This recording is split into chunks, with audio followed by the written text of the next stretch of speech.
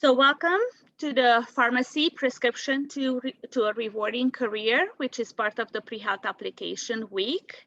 We are hosting this pre-application week to lead up to the health school fair that's coming up on Friday.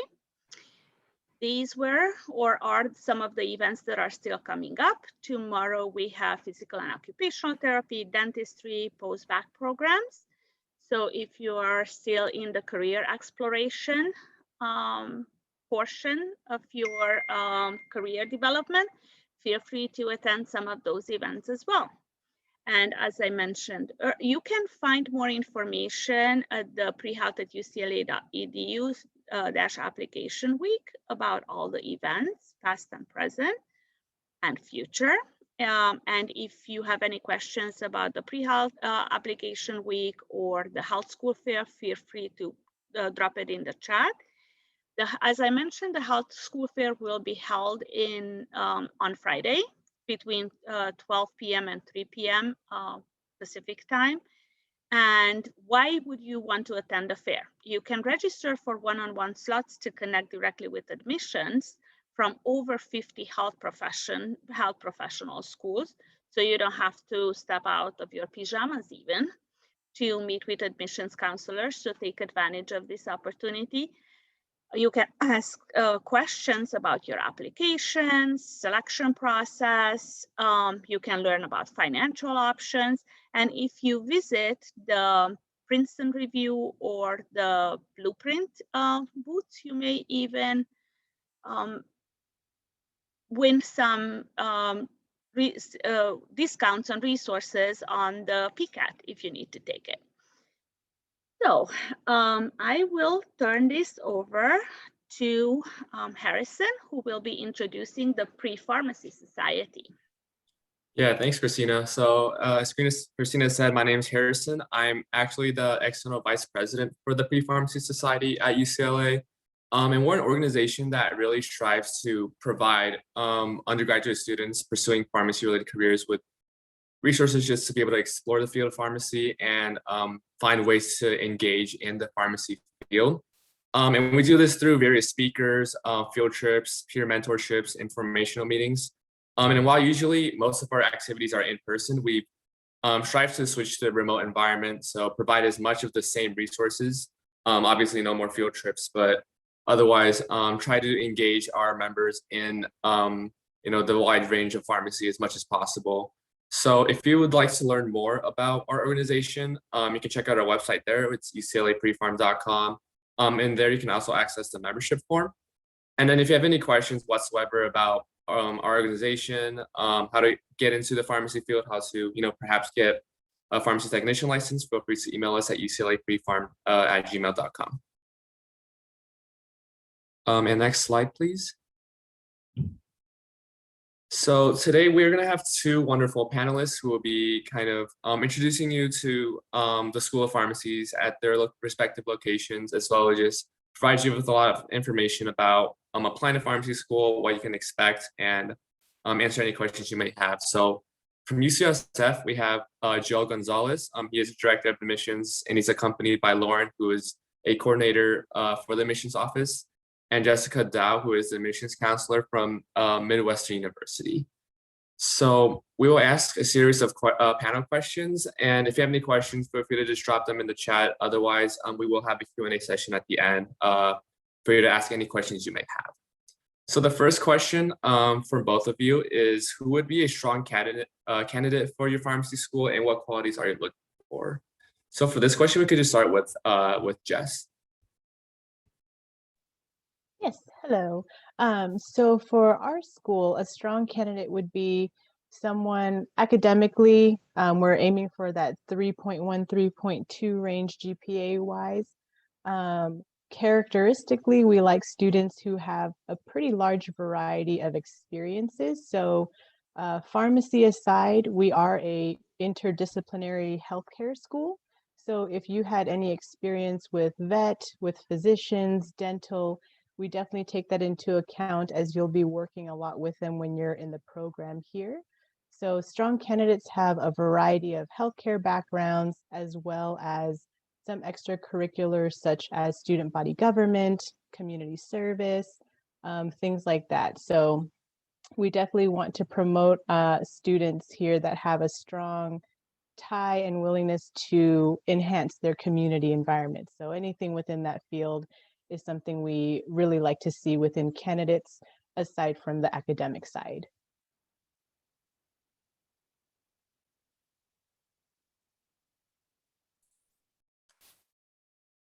I guess first, thanks Harrison and Christina for inviting us and having us a part of this conversation. Jess, I don't know if we've ever met in person, but it's nice to partner with you as well. Same. I usually interact with Michael, who I tend to see at a lot of different events. Oh yes, he's so still here for sure. He's more on our vet and speech language. Great, great. So yeah, I mean, I guess what would make a strong candidate for our program, and I would actually extend this to a strong candidate for most programs, is really knowing what the program has to offer.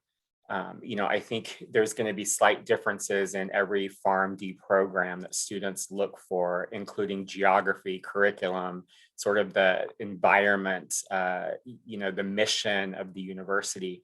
And I think what makes a strong candidate for each of those programs is a candidate that really has done their research into the program to even find out whether or not it's the right fit for them. I think the whole admissions process, in my opinion, is never about admitting the best candidates, but admitting those candidates that make the best fit for the program that they're recruiting for or they're admitting for. And I think as students, what you can do is help make that connection that this is the best fit for you by doing a lot of research into the program and really advancing the argument through the application and through the interview that you know, that this is the best place for you to pursue a Pharmd degree. I think a lot what Jess said is equally important in terms of making sure that you know, each candidate is ready academically for the next step. And when you're in a doctoral program, you know, this is the big leagues when it comes to academics. And so we all want to admit students who are academically prepared. It doesn't mean that we're admitting students who are, you know, superior scholars, but we want to admit students who've proven themselves at the undergraduate level that they're ready to make the transition to the next level, which, you know, for the most part is a fast-paced, rigorous doctoral program wherever you go. And so, you know, that's certainly something that we look for.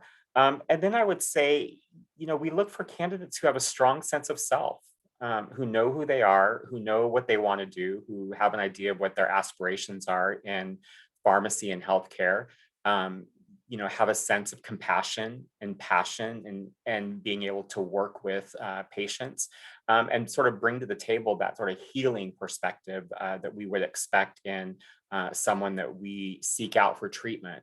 And that certainly is what you would be doing in pharmacy practice.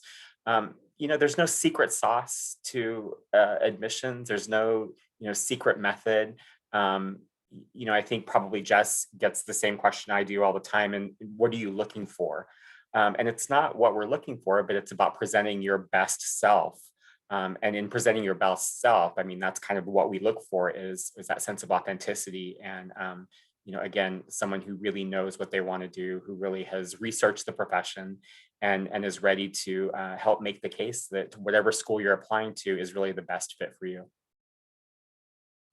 Awesome. Thank you both so much. So the next question, kind of shifting over to the application itself. So what does your admissions process and timeline look like? Who is involved, and are there any changes due to the current COVID-19 pandemic?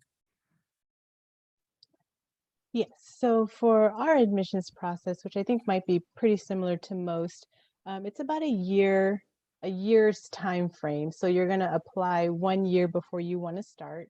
Ours typically opens in the summer and goes until like April 1st is a general deadline. And we are a summer start program, so we always start in the summer. So this time will be summer 2021. And so timeline wise, when you guys submit to Pharmcast, they take like 3 weeks to verify and then send us your application.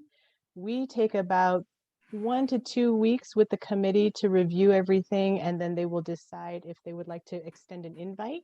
And then from there, it probably takes about a month to go through the interview process and then get your final decision. We are rolling admissions, so it's kind of on a first come, first serve. So we'll always recommend that applicants apply early. And this also helps that in case you don't get that invitation or email notice, call us right away. Sometimes it's you're missing something or they want to see updated grades or anything like that. Sometimes you can fix it within the same cycle. So apply early, call us, get some feedback so that you can update us right away, and then we'll review the application again. Involvement wise, it's myself, so the counselors, and then I work with our pharmacy committee. So we work together to review applications, make the decisions, and then I sort of kind of supplement what they do. So you'll be in contact with me pretty often in the beginning. After the interview process, you'll be in contact with the associate dean. Changes, I would say our curriculum at the beginning of COVID obviously went straight to virtual. Our students did adapt fairly well. Of course, they didn't quite like it, so we tried very quickly to get people back on campus as safely as possible. So we are now at a hybrid situation where students are broken up into cohorts, and they sort of take turns when to come on campus and when to stay home, or what their comfortable level of exposure would be. And we've also turned one of our clinics into a vaccination site. So rotation wise, anyone whose rotation was canceled due to COVID, we did have the opportunity to have them help out with our vaccination clinic. So we definitely helped supplement some of those areas that were affected by COVID. And our plan is to try and get the campus back to in-person learning. Probably by early next year. We're at 75% back on campus right now. And so everything going well, crossing our fingers. Hopefully by January, we'll all be back and students will be back to full-time learning, which is what they definitely had been telling us they preferred. But yeah, so that's kind of a little overview of where we're at the moment. So I'll hand it over to Joel. Yeah, so we too are a summer start program. For us, the admission cycle, I mean, it starts almost a year before students would enter the program. So the application becomes available on July 15th this year. We do not have rolling admissions or early admissions. We have one deadline, and that's November 1st. We spend the months of November and December reviewing applications. Our interviews are held in January, and then we kind of re-review all the materials in February and then make our decisions by the end of February. So again, no early admissions or no rolling admissions. This year we did, I think like every pharmacy school in the country, move to in-person interviews if they weren't already doing those. And it's to be determined what 2022 will look like. Again, we have the benefit of having our interviews in January. And so I know a lot of schools start their interviews even in the summer and into the fall. We have the benefit of a little bit of time to see sort of how things play out. And so it's still to be determined whether or not our January 2022 interviews will be in person or virtual. And in terms of the admissions committee, we have a 40-member admissions committee that includes 12 Pharmd students who are voting members of our admissions committee. So it's a fairly large group of faculty, staff, and students who are involved in the process. And we're very, very intentional with the decisions that we make. So it takes us quite a bit of time to make those decisions of inviting candidates to interview and then ultimately the final admissions decisions. But I think it's a good example, as Jess explained their process and I'm talking about mine, how different the schools are. Even schools within the same system like UCSD, UC Irvine, and UCSF, which are all part of the same UC system, we're all different. We all have a different timeline, different requirements, different expectations.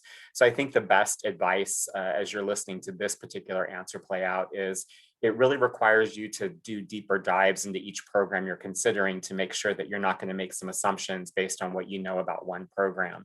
And I see that happen all the time. Students get themselves into a situation, and the response is, oh, I thought this is what you required since XYZ required that too. And so it's just a piece of advice to make sure that you do your due diligence research and making sure that you understand what each timeline is for those schools you're looking at, what the requirements are, et cetera. In terms of changes related to COVID, for better or for worse, San Francisco went on very, very tight lockdown. I think we were the first city in the country to shelter in place back on March 13th, 2000. I don't even know what year it is anymore, 2020. And essentially our city and our university was very, very, very conservative when it came to COVID. So, UCSF essentially, the entire campus went into virtual instruction. All the professional programs at UCSF were and going through virtual instruction. And we're slowly starting to sort of come back as the city sort of lightens up its restrictions. But again, we have been very, very conservative. The city it's a very dense city. And so they took no chances with, any potential outbreak of COVID. And really we're successful in that compared to many large dense cities. So a lot of our instruction was remote this past year, although we did have very small group patient care skills course that took place on campus in a huge space with very limited numbers of students at any given time. Our rotations continue to happen, our introductory rotations, as well as our advanced rotations continue to happen. Otherwise, we are slowly moving forward. Things are starting to unfold, and we will see where we are this summer when the entering class starts, to determine at what level we will be able to have in-person instruction versus remote instruction. For sure. And Christina can go on the next slide. Perfect. So the next question, also relating to the application. So what are the components of a competitive application aside from GPA and test scores, with consideration for personal statement, letters of rec, et cetera? Yes, so for Midwestern, we would say the strong letters of recommendation. So we know that it might have been a little bit difficult this year to get in touch with a pharmacist. So we are also accepting like supervisor letters, someone who can speak very strongly on your character, your professionalism, your communication skills. Those are sort of the qualities we are looking for. So this year we are being a little bit lenient on types of letters received, but pharmacists will always be highly recommended. And then your additional letter, we would like to see also from a science professor. So someone who knew you academically and knew your drive and could speak on that motivation part. So strong letters of recommendation in that regard would definitely help you stand out. Our admissions committee, they do pretty much go through every nitty-gritty part of the application. We're pretty holistic in how we review. Just like Joel, we have a very lengthy process, so it takes us a while to make the decisions. So definitely touch base and make those strong relationships now. Give your letter writers a good time in advance of when you want that letter to be submitted. So that way you're getting their full attention when they're writing that for you. Personal statement, we're looking for genuine kind of feedback and elaboration on who you are as a person and sort of how you came across this decision for healthcare, for pharmacy, and sort of what drives you and what motivates you. One thing I would kind of steer clear from is the over embellishments. I know sometimes students get a little bit carried away, so we very much want to see who you are as a person. And so try not to get carried away with too much of the embellishments and stick to those core points that maybe triggered you for pharmacy, experiences that have sort of affected your decision, your outlook on life, your outlook for patient care. we very much want to see the humanistic part of our applicants. So that definitely helps. And so if you have anything within your background that sort of is a good example and can be elaborated and showcase those characteristics that you have, definitely put them into your personal statement. And of course, it would always reflect if your letter writers knew you in that regard as well. Other components I would say is kind of like Joel said, is kind of show us that you've done your strong research in this program. So through your extracurriculars and through your healthcare experiences, we'll want to see what type of education you've gathered from that. So when you're describing them in your healthcare section or your CV section, try to make sure you're sort of expressing certain areas that would showcase your knowledge for healthcare and what you've really gathered from that experience. We like to see students who have been able to pick up on little areas of healthcare where they know what they want to do, or kind of help them apply that to their future career and sort of give them that direction of what you guys want to do for pharmacy, kind of things like that, that kind of show us that you are very dedicated and you kind of went above and beyond and did that research. So experiences like that is kind of what we look for when we're going through the application. Yeah, I agree with all that and would just continue to build on it. I think for letters of recommendation, it's another one of those areas where you kind of have to look at all the different schools to see what each requires. And it can be different. There are some schools that require very specific letters from individuals. Oftentimes you'll see a letter being required from a pharmacist. For our program, we're pretty liberal with our requirements. We leave it up to you as an applicant to decide, who are the 3 or 4 individuals who best can speak on your behalf to enter a Pharmd program or the profession of pharmacy. And that may be a pharmacist, but it may not be. We leave that up to you to make that decision. It's different for every program. I would say in terms of the personal statements, my best advice for prospective students is just be authentic with what you present. Don't get caught up in trying to, sort of write the perfect essay, the type of essay that you think that we're looking for, or the essay that puts you in the best possible light. Speak from your heart and be honest with what you present. The PharmCast application, the national application, has one, primary main essay, and it's really focused on what your short-term and long-term goals are as they relate to pharmacy. So, that's really going to require you to be able to convince an admissions committee that you understand what you're getting into, and that you have an idea of what your long-term aspirations are as they relate to pharmacy practice. And then each school, may have some supplemental essays. I know that we have quite a bit. But it's our intent to try to get to know as much about you as possible through the application, before we move to the interview phase. So, the types of questions that you might encounter are, why are you particularly selecting this school to pursue your Pharmd? We ask questions about your commitment to serving underserved populations. It's a value that we have as an institution. So again, trying to determine whether or not you make a good fit for our program is trying to see if we share those same values. The other aspect that kind of goes back to COVID is on last year's application, and we'll continue in this next cycle, is an opportunity for you to talk about how COVID has impacted you in any number of ways. It could be educationally, it could be personally, it could be professionally. And I really encourage applicants to take advantage of all of these opportunities in an application to provide more information. It's quite frustrating to open up an application and see that an applicant just did the bare minimum to submit the application. And the bare minimum is, putting something in those required fields.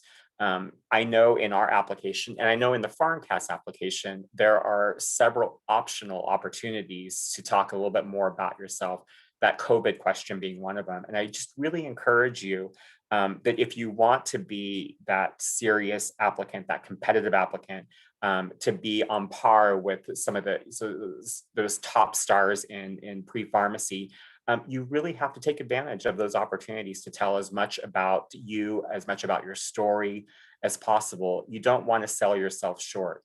I know that that can be really hard. And I know sometimes that's even sort of taboo in different cultures to really put yourself out there and to sort of brag about yourself. But you are your best cheerleader. You are your own lawyer advancing this argument and this case that you belong in, whatever program you're applying to.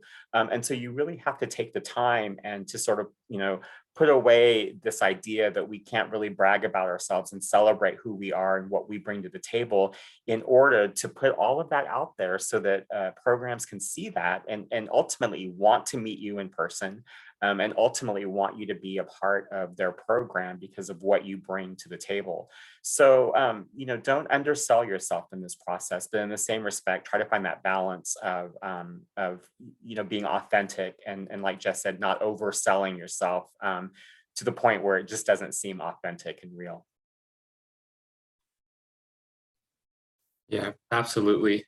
And for the next question, what type of experiences do programs look for students to have on their application? Are there considerations for impact to? So you guys kind of already mentioned this, but if you want to add anything to what you guys said for the last question, feel free. Yeah, so for our program, we're just looking for, I guess, at this point, your effort in trying to gain those experiences. So we're taking virtual, if you just did an interview with a pharmacist. So we are pretty liberal with the type of experiences, but we do want to see that an effort was made. And then other things might be, if you didn't get that experience, maybe you were able to hop onto a research project or something like that allowed you to gain more information about this field and understand the career path. I would say maybe if you haven't been able to get a lot last year, if you can put on your application that you have something coming up, and with which practice, at least we can see that your ongoing service with pharmacy is still planned. And so we definitely take that into account and won't hold it against you if you couldn't get all of those hours before you hit that submit button. And then, of course, we're also taking additional healthcare experience. So if you did something outside of pharmacy, like PT, OT, you were an MA, a scribe, we'll take those into account as well, as long as you were able to sort of apply that to pharmacy, and or even better, if you're able to tell us how you were able to collaborate that with the pharmacy field, that would be great, because we always like to see interprofessional type of healthcare situations. But yeah, those are the kind of things we're looking for and making accommodations for due to COVID. Yeah, we certainly don't have a type of experience that we expect students to have. I think sort of one of the beauties of working in admissions is you never know what you're going to get when you open up an application. And I think that oftentimes there is sort of this mentality, this expectation that students have all, very specific experiences to be competitive. Where in reality, I think what we look for is an understanding of pharmacy, and that certainly could come through different types of experiences. Certainly direct firsthand experience would get you that information quicker, but certainly, there are people that enter Pharmd programs that don't have any direct pharmacy experience, but they've got that insight somehow, whether or not that's been as a result of being a part of a pre-pharmacy club or working in some area of healthcare that's kind of given them some type of the sort of insight into the pharmacy profession. In terms of considerations for impacts around COVID, certainly that has played a part in individuals getting direct experience, but it shouldn't be an excuse for not being able to dive deeper into the profession. We are on the internet all the time. And there are many resources, YouTube interviews with pharmacists, resources at career centers, conversations online with practitioners through pre-pharmacy organizations. So there never should be an excuse that a student really doesn't understand the profession, even if their experiences firsthand have been limited. But we also want to celebrate, recognize, and acknowledge that there are many experiences that have nothing to do with pharmacy or healthcare that will serve students well as pharmacy students and ultimately practitioners. I always think, even students who work, in fast food establishments, I mean, there's a value in that. There's a value in working with customers. There's a value in teamwork, in sort of commitment, and all that will serve students well. And so it's not always about trying to do the things that you think are going to make you a more competitive applicant, but doing those things that you have to do. Maybe that's working a job that may not be pharmacy related, or pursuing a hobby or an interest area that may not be healthcare related, that demonstrates sort of this full person, this entire person. And like Jess mentioned, I think particularly in healthcare programs, I know in pharmacy, most programs approach the review of applications in a very holistic way. And that's looking at the whole person, looking at the challenges that they've experienced, looking at the barriers that they've overcome, looking at sort of the balance that they've had to juggle while they're in school or, with family. And so there's lots of different variables that come into play in each application that we review. And so never undersell any type of experience that you've had. There have been times where I've, reviewed an application, and when you look at work experience and extracurricular activities, those sections are left blank. But when you start to read essays, students will start to mention some of the things they've done, but they didn't list them because they didn't think it was that relevant. And I think to myself, that's all relevant. I wish we had more information by having you, provide us with more in a listing item on the application. So my advice is just don't undersell yourself and think that just because it's not pharmacy or healthcare that it's not relevant to you being a successful candidate to a doctoral program. Awesome. And a final question before we move on to the open Q&A. So what advice would you give to someone applying this upcoming cycle, or is there anything that we haven't covered? And I think alluding to the second part of the last question, like if someone was considering taking a gap year, what would you kind of say to them? Yeah. Yes. So for us, the gap year question, yes, we definitely recommend it, of course, depending on your circumstance. But if that year can be used wisely in terms of enhancing your academics, enhancing your professional skills, communication skills, or even if it was a life event that would have put you in a better state of mind in order to be in a pharmacy program or be prepared, we definitely want to see that. We have plenty of non-traditional applicants that came from a career change, from a different program, and they just realized pharmacy is what they want to do. We will take that into account, and we don't penalize anyone for not jumping straight into pharmacy. And because for us, we don't require a bachelor's, we also do understand a lot of students might be coming in from more of that high school, like community college setting where you don't have that professionalism skills built up yet.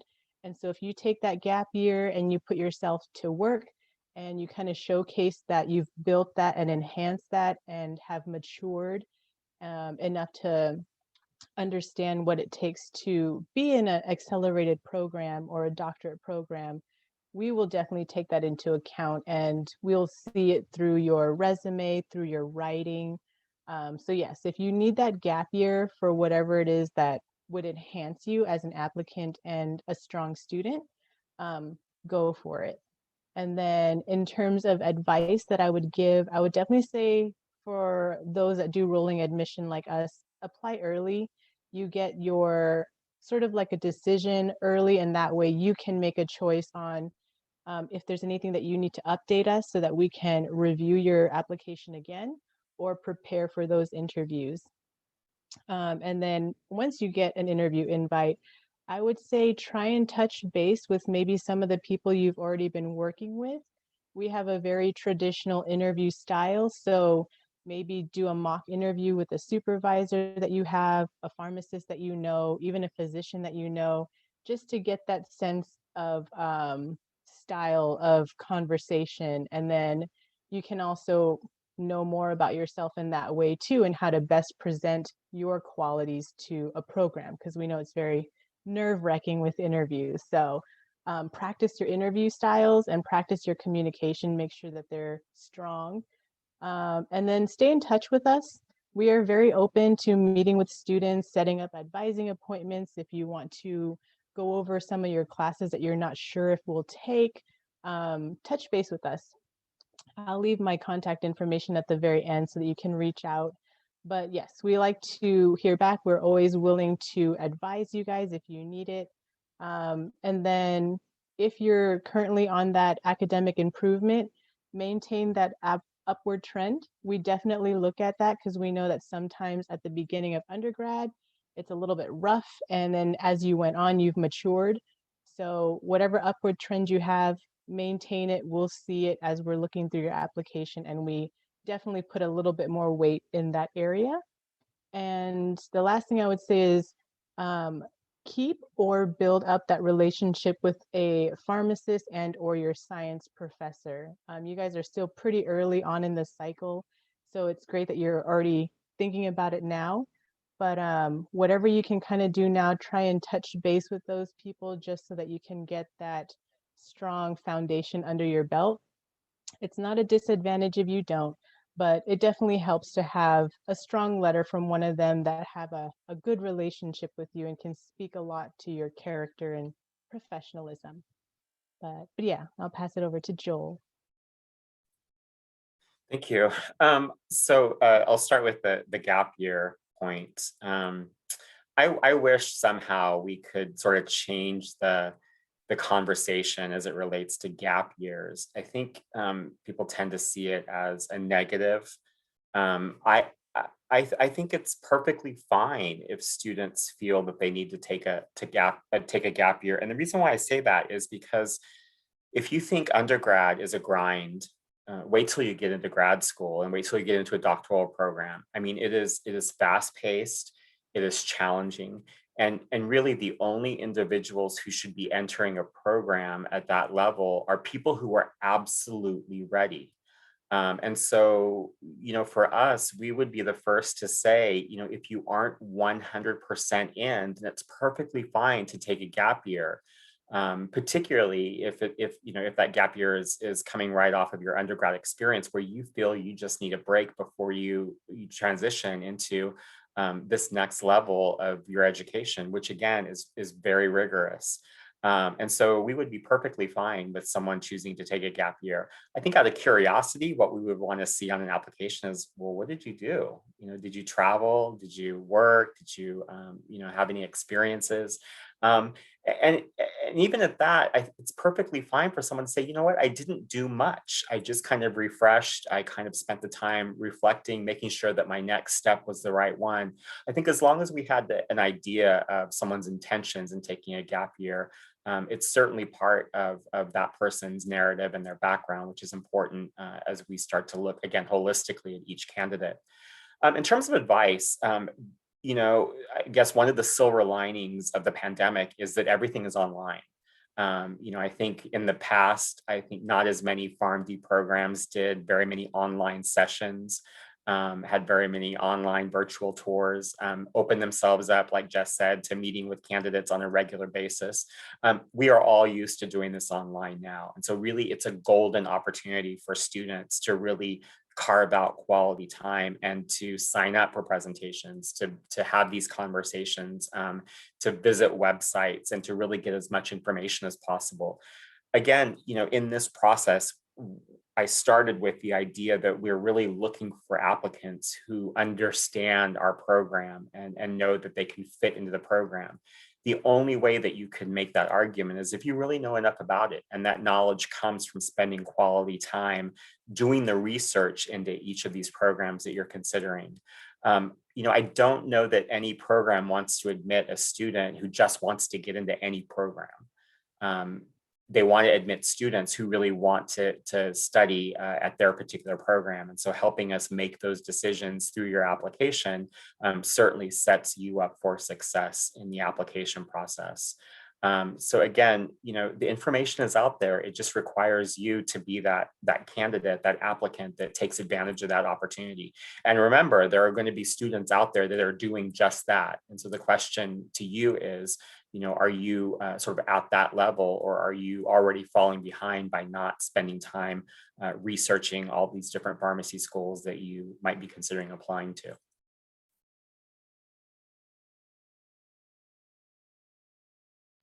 Yeah, thank you both so much for one, being here, and for two, answering all those questions. And now we'll open it up to the rest of the students for any questions you may have. Feel free to just unmute yourself and ask the question, or drop in the chat, and then we can have both panelists answer the questions.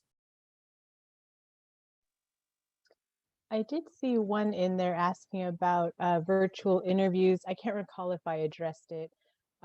We did do virtual interviews this whole cycle. We are anticipating to start off virtual, and then hopefully by January we can do some in-person interviews. We do try to make our days as similar to how it would be in person, so that all our candidates are getting that same experience. So typically what'll happen, whether it's in person or virtual, one applicant will be interviewing with a panel. So the panel is typically 2 faculty and possibly a current student if they're available. It's 30 minutes long, traditional interview style. After the interview, we'll do a either virtual or in-person campus tour, get an idea of what the campus is like, and then our associate dean does the dean's presentation, where you can either ask questions, and then he'll give you a rundown of how the program works. So that's our typical interview style. I would say most students will reserve probably half the day for it. We try not to take up too much time, but definitely want to give you enough time to get the information that's needed.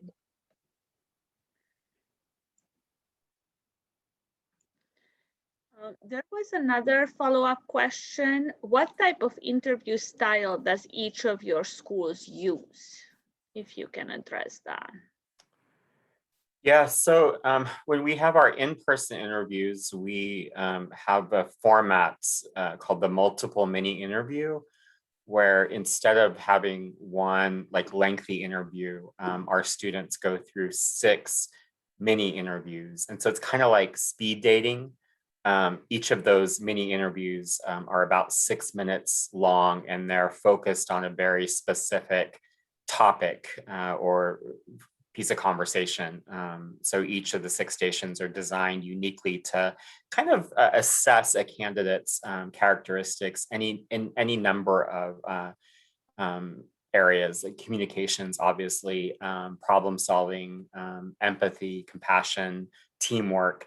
So we're able to design each of these stations to be able to tap into each candidate's strength in that character. And they're all strengths that we believe serve pharmacy students well, and ultimately pharmacists and healthcare practitioners.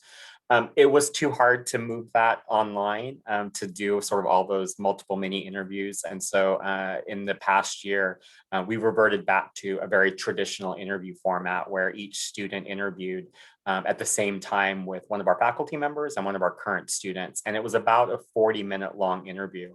The difference, I think, in some of the ways other schools might do it is even our 40-minute interview was very structured. Our goal in the admissions process is to create a level playing field for everyone. We don't want any one candidate to have an advantage over another candidate. And so our interviews were conducted in a way that all candidates were asked the same question. And so, nobody got the benefit of the doubt of being asked, easy questions or more difficult questions, or questions that were very specific to, their experiences. We wanted to create, again, that level playing field. And so our interviews were very, very standardized.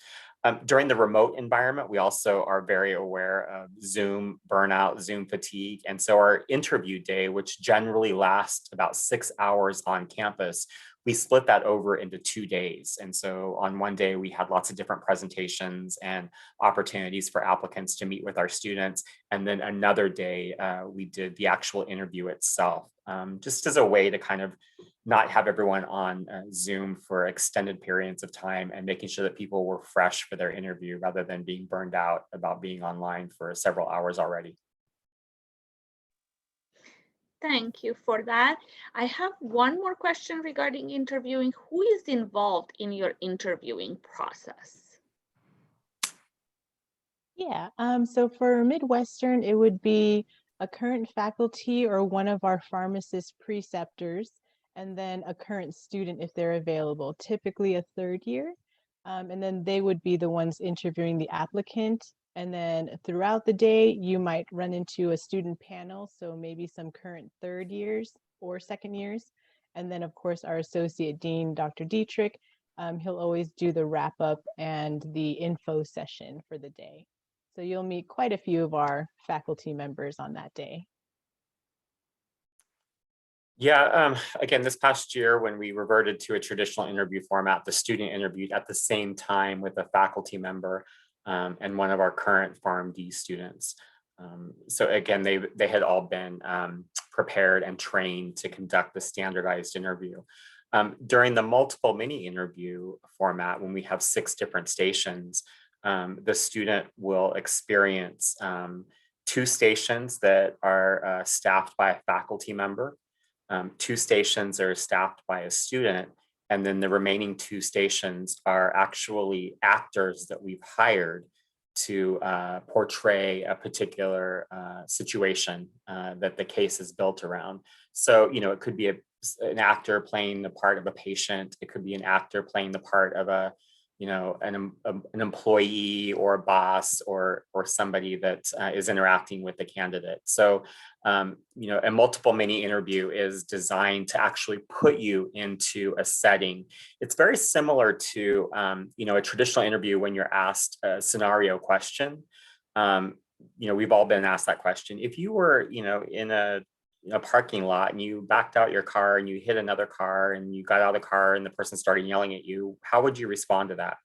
And you tell us how you would respond. The multiple mini interview actually puts you in that scenario. And instead of telling us how you would respond, you actually respond. And so an actor could be playing the person whose car you hit. And you enter the room and they're kind of angry and kind of, throwing all kinds of craziness at you. And your challenge is to figure out, how do I respond to this? How do I de-escalate the situation? How do I communicate with this person that's really angry? And so in doing that, we might be able to get a sense of your communication skills, your problem solving skills, your, customer service skills. And so that's kind of what the actors have charged to do in that process. So again, 6 stations, 2 faculty stations, 2 student stations, and 2 stations are staffed by hired actors who've been trained on that particular station or that case.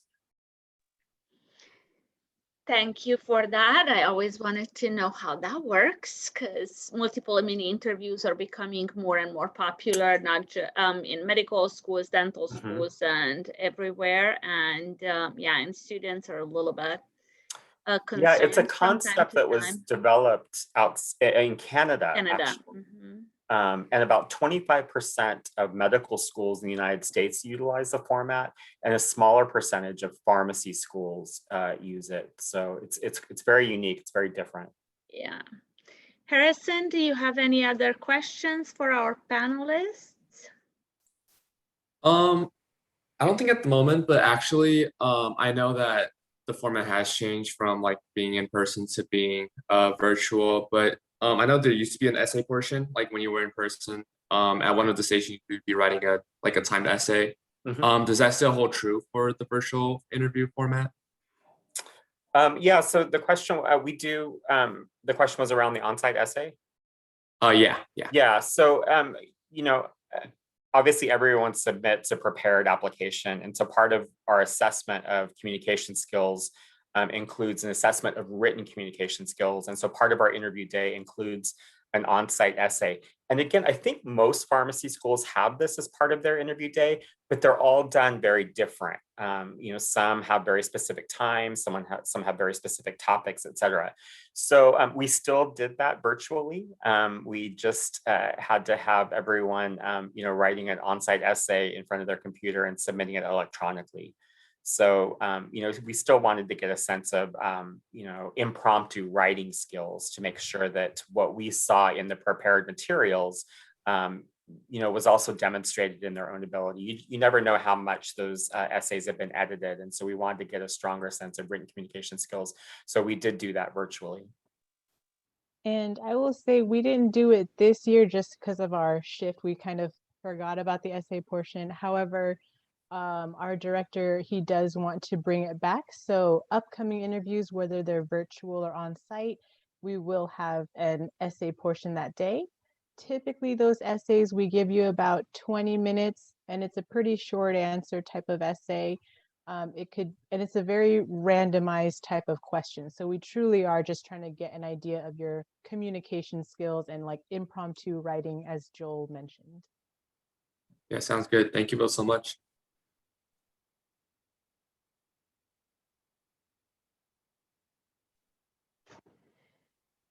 Thank you very much for all of your participation, and we truly are grateful for all the information, great advice that you shared today with our students.